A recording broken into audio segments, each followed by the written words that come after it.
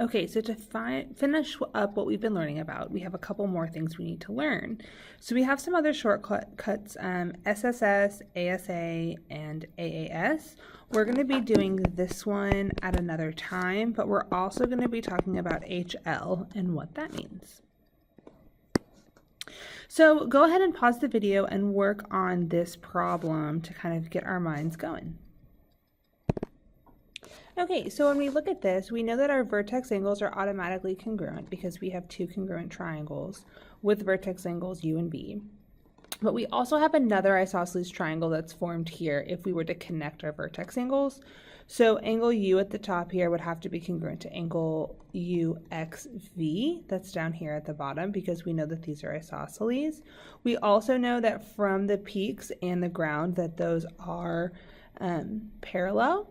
So we could figure out too that because these are parallel, we needed to have this angle congruent to the other two. And because these are both on the same plane, we know that we have the same sides here.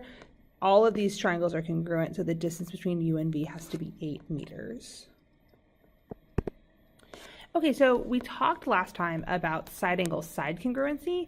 Now we can talk about side, side, side. So if all three sides of the triangle are congruent to all three sides of the other triangle, then our triangles are congruent. So let's do a proof with this. So go ahead and start by writing the givens, and you can go ahead and practice as much and go as far as you can. Okay, so as you can see, I've marked my diagram. I have the two triangles that we're trying to prove congruent, and I've written out the givens. Now, the last thing I noticed about my two triangles is that they both share this side LM. So I know that LM has to be congruent to itself by the reflexive property. Okay, so now that I know that all three sides of the pink triangle are congruent to all three sides of the blue triangle, then I can prove that my two triangles are congruent. So I've proven all three sides congruent. Now my triangles are congruent by side, side, side. And remember from last time, we talked about corresponding parts of congruent triangles are congruent. So I could use CPCTC to then say that angle K is congruent to angle N, should I need to do that. Okay, so this next one we're going to talk about, called hypotenuse leg, or HL, only works for right triangles. So write that really big on your notes. We cannot use this for anything else.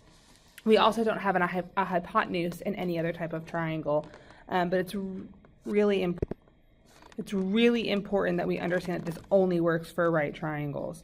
So if the hypotenuse and a leg of a right triangle are congruent, then the two triangles are congruent. So again, we have to know that one of the angles is a right angle and that the legs, remember the legs are the two sides that make up the right angle, and then my hypotenuse is congruent. So that's the only kind of triangle that we can use hypotenuse leg on. So why don't you go ahead and practice seeing if you can do this proof on your own, and then you can check your work. Okay, so we know that WY and XZ are congruent. So I went ahead and color-coded my triangles and separated them to make it a little easier. So we know that that's given. We know that we have some perpendicular lines, so those are given to us as well. So because WZ is perpendicular to ZY and XY is perpendicular to ZY, we know that these angles here at Z and Y, so WZY and XYZ, are right angles, because that's the definition of perpendicular lines. So we know that those two angles are congruent because all right angles are congruent. And then I see some overlap of my two colors because we know that ZY is being used in both triangles, so that's the reflexive property. And since I'm dealing with a right triangle and I have the hypotenuse and the leg congruent to the hypotenuse and the leg of the other right triangle, I can use hypotenuse leg to prove the two triangles are congruent. Okay, so this brings in the idea of angle side angle, and we haven't quite talked about that yet, or side angle side, excuse me, bringing that in with the math. So go ahead and read it and try to set up the problem and then check your work before you try to solve it. Okay, so I went ahead and set x to be equal to BC because that's what we're trying to find, is the length of segment BC. So I know that AB is 1/4 of BC, and we know BC is x. So I know that the length of AB is 1/4 x.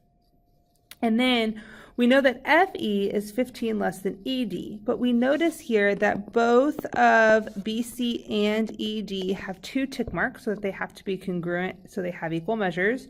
So we know that ED is also going to be x, and then FE is 15 less than ED, which we know to be x. So now we can just solve this like a regular algebra problem. So go ahead and do that. So I went ahead and multiplied both sides by 4 to get x equals 4x minus 60. Figured that'd be easier to work with in fractions. So I moved the 60 over, subtracted the x, and got 60 equals 3x. So x would have to be 20 after I divided by 3. So when I'm looking to find the length of BC, we know that it's just going to be 20 because that's what we initially set to be x. You can go ahead and try this problem if you'd like. Keeping in mind our Pythagorean theorem that in any right triangle, a squared plus b squared has to equal c squared. So kind of keeping that in mind to help you with this problem, or you can just wait till I talk through it. Okay, so for this, we know that AJ is the perpendicular bisector of segment KM, and that's given to us. So KR and RM have to be congruent because that's the definition of a bisector. We know that this is perpendicular, so we're forming these 2 right angles here. So we know that ARM, that angle, and KRJ have to be congruent because all right angles are congruent. Then I did the math over here to figure out what this hypotenuse was. These 2 here are our legs, and C is our hypotenuse. So if I know that 3 squared plus 4 squared equals whatever this value is, I can do the math to find out that it's 5. So that means that KJ and AM have the same length. So if they have equal lengths, they have to be congruent. So KJ would then be congruent to segment AM. So our 2 triangles would be congruent because we're dealing with a right triangle, and we have a leg and a hypotenuse congruent to a leg and a hypotenuse. This again is just a review of CPCTC. Corresponding parts of congruent triangles are congruent, just to kind of reiterate what we've been saying. So go ahead and think about how you might prove that angle Q is congruent to angle T, knowing that QP is congruent to PT and PS is congruent to RP. So this is what I think it would look like. So we have 2 sides congruent on either side. We know that on either side of angle P, those are vertical angles, so they're congruent. So by side angle side, we have proved that the 2 triangles are congruent. And since the triangles are congruent, then we can use corresponding parts of congruent triangles are congruent to prove that Q and T are congruent.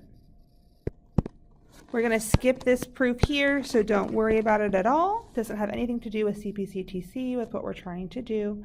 And then the last thing we're going to talk about today is angle side angle. So instead of looking at 2 angles and instead of looking at all sides, which is what this diagram is showing, so we're going to draw a new diagram, we're going to show that in our 2 triangles, if we have 2 angles congruent to 2 angles in the other triangle and the included side, so the side that's sharing in both of them, then we can say that our 2 triangles are congruent. So again, ignoring this image and thinking about this image right here. So go ahead and pause the video and work on this proof, again keeping in mind parallel lines and everything else that we've been talking about up to this point. Okay, so with this proof, we know that we have parallel lines and that we have segments that are congruent given to us. We know that these angles around B are congruent because they're vertical angles. And then, since we have these parallel lines crossed by that transversal, we see here that angle ADB and angle ECB are congruent because they're alternate interior angles. So, as of now, the only way that we can prove these triangles congruent is by angle side angle. We're going to talk next time about another way that we could have solved this exact same proof, but in a different manner using a different theorem.